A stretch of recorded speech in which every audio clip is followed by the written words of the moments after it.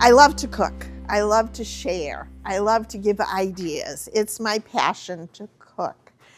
And I've been doing this for 40 years, cooking shows for 40 plus years. And I love it. I really, really do. And I've been working with SLCT for about, I'd say 10 years or so. Great crew, great experience. And a little story, my mom, who was 94, told me one day, she says, you know, there's somebody on TV who looks a lot like you. I said, yeah, that is me. No, you're funnier. You know, so she was 94, and they would ask her, Connie, what's your secret to living to be 94? And she'd look at them and say, the secret is don't die. And I thought that was good advice. So with that in mind, again, welcome. And I want to hear a little bit about what your challenges are, what you like to make. Like, tell me what you made for dinner. I had for dinner last night. What did you all have?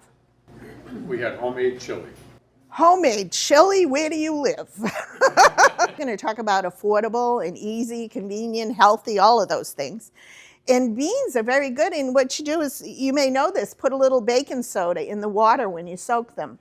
And it tenderizes them and has the skin come off if you're using that raw beans, not the canned ones. But they're very affordable and they're convenient and they last forever. And you always have them on hand. So just a little bit of baking soda. Also, when you're browning beef, baking soda is a great pantry item to have. You add a little bit of baking soda, and I'm talking about half a teaspoon to a pound of ground beef. Your beef will brown up and caramelize in the pan. And that's a Japanese secret that they use in Japanese and Asian cooking. And gives you, that browning is a lot of depth of flavor. And that's what it's all about. What'd you have last night? I had a baked salmon steak with an ear of corn. Baked salmon steak, ear of corn. That's a good way to go. I didn't have time to make any green vegetables because it was late and I was hungry. That's forget it. Yeah, salmon is one of the best things. My husband doesn't like it, so he had fried haddock. Oh, you have his, that's all. Now, I saw a good tip the other day. I did salmon on my show on this past Tuesday. So you have to go to Cathy Neptune's kitchen. It takes a while to get it on air, about a week or so. But I did it with a risotto, which is usually a lot of work with the adding the stock in. It takes about half an hour. Don't do that. That takes too long. So you cook your rice with chicken stock like you usually would. I deglaze first with vegetables and a little white wine. But you just dump in the chicken stock, and at the end, instead of stirring it little by little, at the end you add about a tablespoon of ricotta cheese to your rice, and you have risotto. And unless somebody sees you doing that, it tastes very much like a long-cooked risotto. So that's a good tip to have. So I do that on my show, and that's what I like to do, quick and easy, healthy, affordable. And I did roasted asparagus. A lot of you we all should eat a lot of veggies. Try roasting them in your oven, veggies in the oven, and roasted tomatoes are the best. If they're getting towards the end of their life and you want to do something, have you ever roasted tomatoes on a sheet pan? No. But I did roasted asparagus with the salmon. And I have tried this, and it works. When you do salmon, how many of you like salmon and cook salmon? Very good. It's pricey, so you want to make it good, but you can overcook it. So what you do is you put the skin side down. You leave the skin on. You don't eat it, but it keeps it moist. And you make several slits in the bottom, 2 or 3 slits on the skin side, upside down. And on the top, you make a slit in the salmon, not all the way through, and you put an ice cube in it. Yeah, that's what I thought. How is this going to work? And you leave the ice cube there until it melts. And you put the slit? Long way. So you have 3 slits on the bottom across for the skin. And then on the top, just a slight, big enough to fit an ice cube. And somehow that ice cube cools the center of the salmon and also kind of infuses it with some water and makes it moist. And then when it's melted, you take the ice cube, the water, dump it out, and then you bake it like you usually would. And you'll notice a huge difference, because the biggest thing with salmon is overcooking it. And you don't, that's an investment when you do that. So What do you put on the top? I did a maple sugar glaze with Dijon mustard and soy sauce and, of course, garlic. But you could just pan roast it with a little panko crumbs too, which is good. When you're roasting in an oven at, say, 400, try not to use fresh garlic if you're going longer than 15 minutes, because you'll burn the garlic and it gets bitter. So garlic powder is a great way to go. Quinoa, bulgur wheat is another good one if you want to do a salad in the summer. And marinate it overnight in maybe some seasonings, Italian seasonings, and let it set and permeate. The bulgur wheat takes a little longer. Brown rice is good. That's an excellent question. Do what you'd like. And the more fiber, the better it is, and it's filling. It's satisfying. Any other suggestions on using grains or? Couscous. Couscous is great. And I think there's a whole wheat couscous, if I'm not mistaken. They got flavor packets in it now. Flavored, yeah. So that's good. That's a good way to go, and it fills you up, which is really good. Have you ever had roasted cabbage? No. Roasted cabbage, anybody? You caramelize it again, on a sheet pan, 400 degrees. So it's steak. You can cut it like a thick, leave the core in, and then take it out to keep it together. Brush it with olive oil. And your seasonings, the garlic would be good, the granulated garlic, or even Italian seasoning. And roast it, and it caramelizes, and it gets crispy. And texture, it's all about texture. Do you have a favorite tomato sauce? I hear Rouse's about the best. Any others? Have you ever heard of the Pomi tomatoes, P-O-M-I, in a carton? And I think they're less acidic because they're in a carton and not a can. That's just my opinion. But they're very good, and they're shelf stable. So those are good to have in your repertoire as well. So that's that Rouse stuff. They want like $10 a jar. Oh, it's an investment. Yeah. And if you have company or your husband's eating, you charge them, and that's really good. Yeah. I have friends who say, what's the recipe? Is it low fat?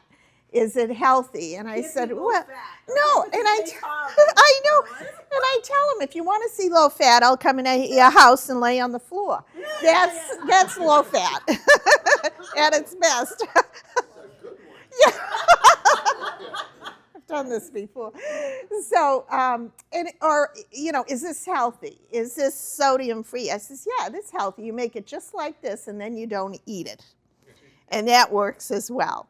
Yeah, it's less acidic, again, with the cans. Be careful if you're buying anything with vinaigrette. That's why they put a lot of the olives and peppers in jars, so they don't react with the acidic value in that. So that's kind of a good thing to know. Isn't sauerkraut cabbage? Yeah, but it has the vinegar. Yeah. Don't tell him.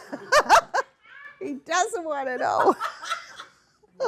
So what about equipment in your kitchens? What do you have? Do you all have microwaves? Yeah, remember when that was a new thing? Microwaves, right? How about blenders? Do you have a blender? Yeah. Yeah, a stick blender is good too. Do you make smoothies? Not a lot. Not a lot? No. Smoothies are good. That's a good way to go, but they're too healthy, so you have to be careful. And then, my new favorite thing to do. Do you have an air fryer? No. You do? I'm going to check in another month. You need to have one. Get them at D&D Liquidators. Oh, okay. Good tip. D&D Liquidators. Center of town. That's good because they never wear out. And the thing that I love about air fryers, and I was skeptical because you have the oven, the microwave, the slow cooker, the Instapot. Boy, that was an adventure. But the air fryers, look at it like an oven, but you're not heating up the whole oven. You can put it on, they preheat for about 2 minutes. And get a big one. Don't get the little ones and think you're not going to need a bigger one because you want everything to spread out in one layer. So get yourself a 6-quart. And I like the square ones for whatever reason, because you got the corners to deal with. And make sure you stock up on a silicone liner for your pan. You can get them anywhere, TJ Maxx, Home Goods, Walmart, or the paper ones. They're just disposable.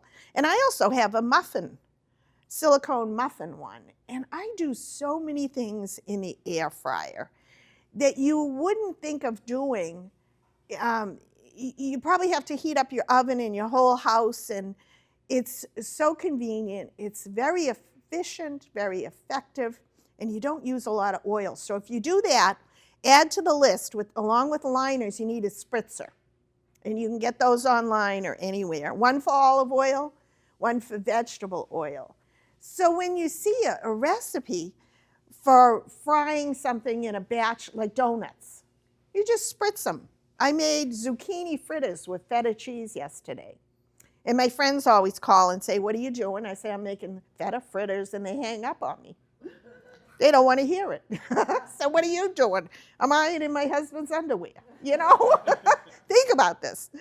So you could do fritters. You can do fried chicken and make it healthier and affordable and easier to do. And you could do 1 or 2 batches for 1 or 2 people, which is, again, very convenient. And they go up to about 400 degrees, which is perfect for, I mentioned, roasting vegetables. Zucchini. I love onion blossoms. Have you ever had an onion blossom? They're like an onion ring in a blossom form. Only at a restaurant. Nope, you can do it at home. They'll be coming to your house for onion blossoms.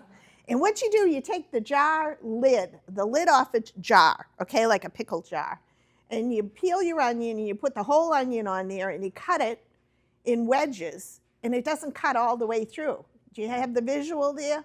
Okay, so you have like a blossom, and then you dip it in flour, dredge it in a little egg, and then breadcrumbs, spritz it with oil, put it in your air fryer. It's better than anything you could get at a restaurant. Better and fresher. Onion rings, your haddock, your fresh fish, shrimp, potatoes, roasted. Get the small roasted potatoes, throw them in a baggie and put olive oil and seasoning. I always cut them so the flavors get in through the skin. And then you cook it at 400 degrees for about 15 minutes, and you have wonderful, almost like French fries, zucchini fries. You can do a batch of quiche in the muffin pan, the silicone muffin pan. Do you ever do quiches? I make quiche in a glass pan. In a glass. Okay, in the oven. So make sure if you're doing an air fryer, you can do these in the air fryer. And eggs are so expensive, you might as well buy a steak anymore. But the eggs in a quiche, and do your ham and cheese. And you know, at the store, at Market Basket, here's a tip for you.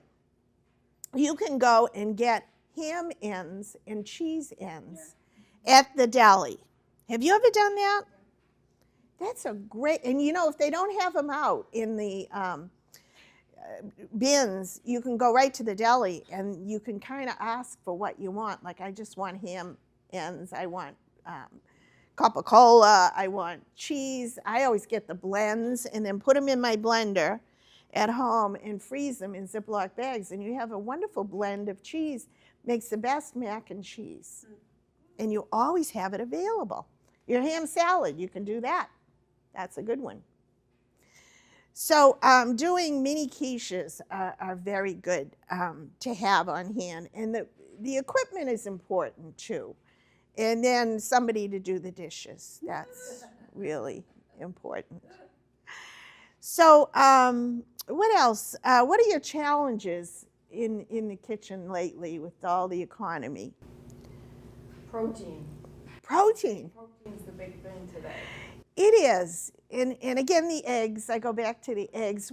How do you supplement with protein? What's your tip? Salad for lunch every day. A salad. Tuna fish or Tuna. chicken or the Hormel chili made with turkey. Oh, that's a good point. Yeah, chili and turkey, good friends. That's a good way to go. And it's low in fat and it's very digestible. That's a good point. Protein, what else? Chicken and fish. And I find ground turkey and ground chicken is a lifesaver. And even though it's still up there in price, it's just as good a value as you can get. But have you ever done a meatloaf with ground turkey or ground chicken? And it's good. What's the challenge on ground turkey or ground chicken? It's dry. It's not as fattening because there's nothing to hold it together. Now let me tell you the best, and I love it when people say, I hate mushrooms, I hate meatloaf. I do too. I have a thing about just the name of them. I mean, mushrooms. So what I do when you do ground turkey, and I like the darker meat, it has a much richer flavor. What I do is I get zucchini is like my new best friend. I love zucchini and grate it. And you can salt it and squeeze a little bit of the moisture out if you want. And then I grate whatever flavorings like carrots. Think about what would go good with turkey or chicken, which is about everything. So you grate that and you put it in a skillet and you saute it with a little bit of olive oil because you're adding fat, good fat to your turkey or chicken. And then grated carrots, zucchini, maybe a little garlic, fresh garlic, onion if you want. Saute it, let it cool, and you add that to your ground chicken or turkey. So what are you doing here? You're adding flavor, moisture, a little texture. It tastes like a chicken pot pie, all in one. And it adds so much. It's not boring. Try it, let me know. Yeah, you know, it's a game changer. And you get all your vitamins in one dish, and it's a good way to go. I like to add a little wine to any kind of fish, and the way you do that is you mix it with aromatics like garlic or onion, or a good way to go too is green onions that are milder than an onion. So if you have problems with digesting onions, green onions are a good way to go, scallions, chives, whatever. So you add that, and then you deglaze the pan. You can start out your fish if you want a nice crust on it. Deglaze it with about, for two people, probably a third to a half cup of dry white wine. Always use white wine. Not a fruity one, but like a nice Sauvignon Blanc or something. And then pour a glass for yourself. So you deglaze it, you get all the flavor in that background chefy type of thing. And then you don't fill up the pan, you don't drown your fish, because again, it's delicate and it's given up its life for this meal. So you put a cover on it, and I would poach it probably 4 minutes. That's all you need. In a good way, if you're a little concerned about overcooking, heat it up. Heat up the pan with your liquid first, put your fish in there, cover it, turn off your heat, and let it set for maybe 8 minutes or so till it's done. And check with a fork, and you can't lose on something like that. What I tend to do is when I'm sauteing the fish or browning it or just getting a little color, I love lemons. And I'll take a half a lemon and put it cut side down in the pan with the salmon. Game changer.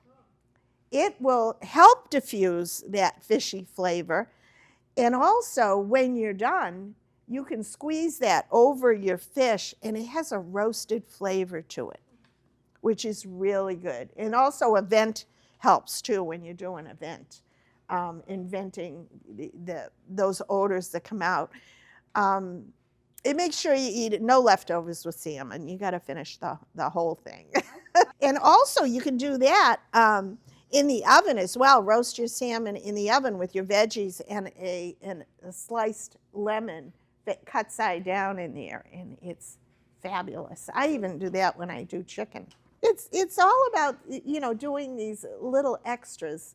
Also, I make meatloaf. Same way as using the ground chicken with the veggies in it, whatever veggies you like. And I do them in a muffin pan. And I do them in the oven, add the veggies, and then you can frost it with mashed potatoes. That's your recipe right here. Yeah, there you go. Yeah. And so, These ideas from Mr. Wonderful. no, he gets his ideas from me. We vacation with him every year in Nantucket. And I was on his show, and he says, Cathy, I'm going to make you famous. I says, no, Kevin, I'm going to make you famous. He's a wonderful man. Don't tell him I said so. It would ruin his reputation. He's a treasure, and his wife, Linda. And great guy, great memories, a lot of fun.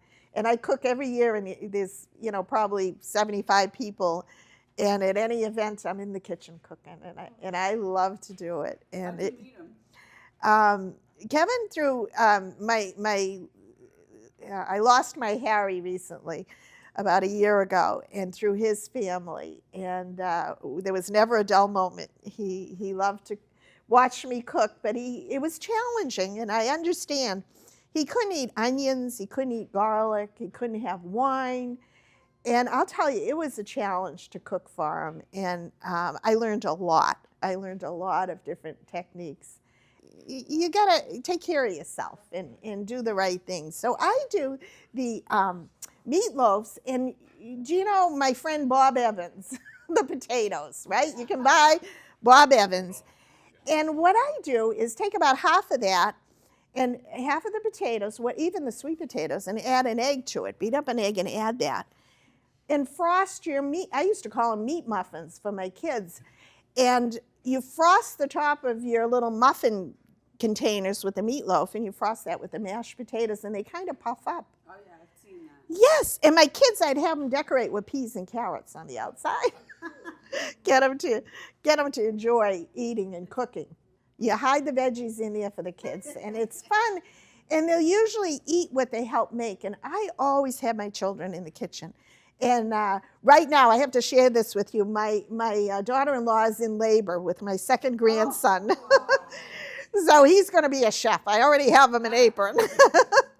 And my son's in the military down in Florida, and he's a treasure. And I can't wait. So any minute now, any minute. And he'll be cooking with Grandma, But have your kids in the kitchen. They used to drink out of measuring cups. And they'd be in there cooking with me. And I do a whole show on kids in the kitchen. And I have my Harry's granddaughter, Sally, and she's a rock star, and she does a great job. Do y'all have grandchildren? Do you cook with them? A little? Yeah, cookie bake. And and put anything on a toothpick and they'll eat it. Do y'all have an herb garden? You can grow thyme bring it indoors, put it in a pot, and grow it indoors. I have lemon thyme, I have orange mint, chocolate mint, lime mint, all different, pineapple sage. And you bring those in, and even if you go to the store and buy chives, you can take those, use the top of them, save the roots, and put them in the potting soil. And you'll have chives for months. And when they work their way out, just throw them out and start a new batch. But you're throwing away all that goodness in the root. Have you ever done that? Have you done that, Paul? Yeah. And it's a good way to use. And herbs you always buy in a bunch. Your parsley, your chives. And you spend a lot of money on that, dried sage and basil. Make an herb butter. Make an herb butter, add a little garlic and lemon zest, and I put it in a log in a plastic wrap. And make sure you label what's in there, because they all look the same. Put it in your freezer, and you cut a medallion of that butter. Put it under the skin of your chicken. Put it in that slit in your salmon. Put dill in there for your seafood. And look at the money and the time and the energy and the convenience of it, having it in your freezer, and it lasts a long time. Have you ever done that? Excuse me. It's a great way adding flavor and value to what you have. We're talking about rotisserie chicken. My view on rotisserie chicken, it's a commitment. It's a marriage. You're married to this chicken for at least 5 days, right? I know, so much of it. Yeah, and there it is. And you go to the store, and you say, what am I going to get? And you go by that aisle, and there it is. It's like a vision, okay? It's everything you wanted. It looks spectacular. This is a commitment. You're going in. It's a marriage. So you buy the chicken. And you take it home. It's in the car, and you know it's there. And this is going to be the best. And you throw the groceries away, but you know it's there on the counter waiting. And it's spectacular, and it's hot, and it's tender. This is called the honeymoon phase. Okay? You have your chicken there, and it's ready to go. And you're not disappointed, right? And they do. They taste better in the store. Now, where do you go to get your rotisserie chicken? Market basket. Oh, Market Basket? Okay. Anybody do Costco or BJ's? BJ's, is it different than the Market Basket? Well, now they have the bigger ones. Market Basket for $9.99. You can get a bigger one, but they sell out quickly. But I think the BJ's Costco is still like $5.99 or $4.99, and they're good. Okay? So now you have day 2, and the honeymoon is over. Okay? You open that refrigerator. It's cold. It's in shreds. And now you got to deal with it. So you take it out, and you shred all the meat. And you say, you know, I can do this. I can be creative. You want that spark back, right? You want that chicken to be good. It'll never be like that first time, but you can get good chicken out of this. And you think, because you're creative, chicken pot pie. Bingo. You got it. So, do you make chicken pot pie? No. No. My husband won't eat it. Oh, we gotta have a talk. But it's a good use, and there's several ways of doing it. So you have the shredded meat, not all of it, because you buy the big one and you're in. So get some vegetables, like frozen vegetables, or the one in the can that's a mixture. You could do corn, you can do frozen, or you use the fresh. If you always have carrots, always buy carrots, and put them in there. And then again, you don't need to have a pie crust, and you don't need to have a topping. Again, use the mashed potatoes on the top with the egg, and you've got a wonderful pot pie. Put it in a baking dish, and what's nice is you could just make it for one night, 2 people, and it's not a long-term thing. You could do a roux with some flour and butter and season it up to however you would like. A lot of pepper. I bet you use a lot of pepper.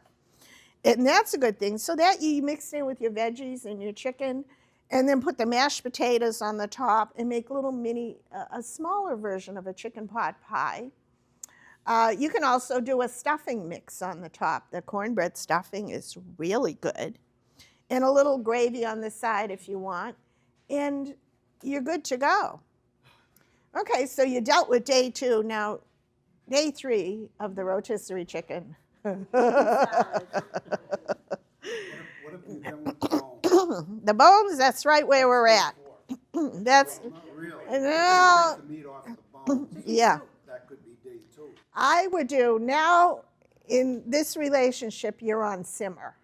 Okay? Things are slow and easy and laid back, so you're not in a hurry. So you make a stock. And I do mine in a crock pot overnight. You don't have to worry about it. And I cook the heck out of it. And then you know what you end up with? You put it on low and slow. You put in your carrots, your onions, the celery, the herbs that you've saved. You can throw in some herb butter if you don't have fresh herbs, and at least some garlic. And if you cook it like 24 hours, you end up with bone broth, which is even better than regular chicken stock that you buy in a carton. It's good, it's convenient, but why not use those bones and create something delicious? And that's what I do. And I put them in Ziploc bags, and I freeze it and label it and date it. And you know, you can take some of that leftover chicken, shred it up, and put it right in the bone broth and freeze it, and you don't get freezer burn, and you're good to go for any recipe. You could always strain it out if you wanted to do a nice chicken salad or chicken pot pie, but use that stock to make a nice sauce to make a chicken pot pie. Okay, so don't throw out those bones. And then day 4, the finale. You're done. You got nothing left but a carcass. and a little bit of chicken. Make, like you said, a chicken salad. Shred it really good. Have you seen the tip where you put it, now, I haven't tried this, it was a little scary, but you put it in a mixing bowl with a hand mixer, and it's supposed to shred the chicken. It's just wrong. Yeah, pull it apart. And that's good exercise. You want to do, how about adding some, you could do, again, I love green onions. I have some that I grow every year, garlic chives. Have you ever seen those? Garlic chives. Yes, they're very flavorful.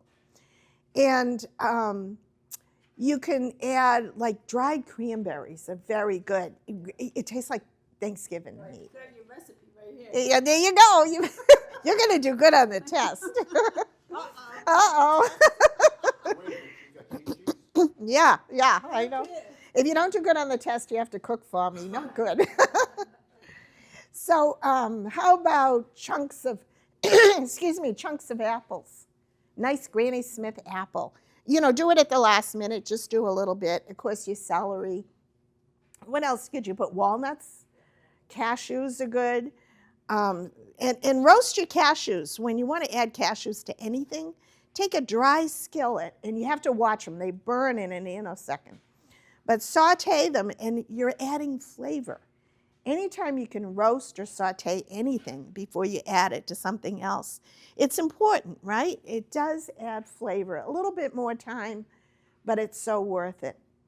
And instead of putting it in a bread, although pita bread is a good sauce, it's not as bulky, but you can do whole wheat. But a lettuce wrap is, nice butter lettuce, or even an iceberg lettuce on the outer sides.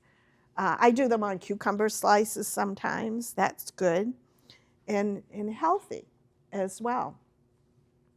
So don't be afraid, on day 5 you're done. Toss out the bones.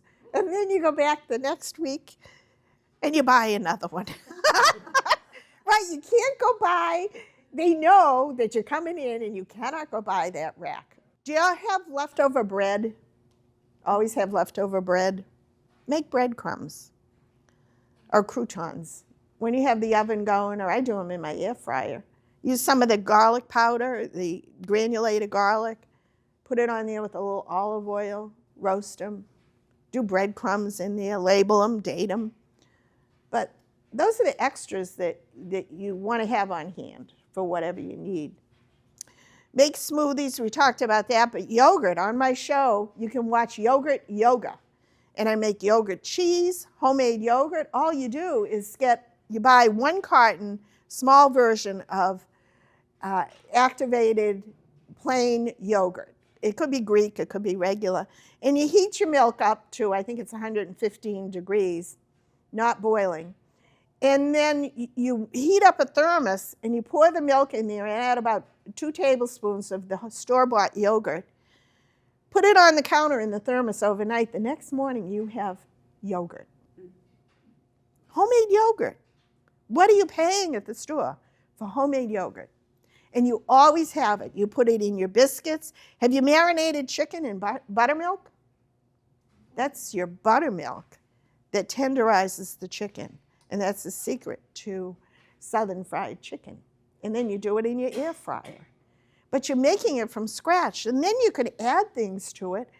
You can add a jam for sweeteners, something that isn't, it doesn't use the real sugar, but uses the substitute.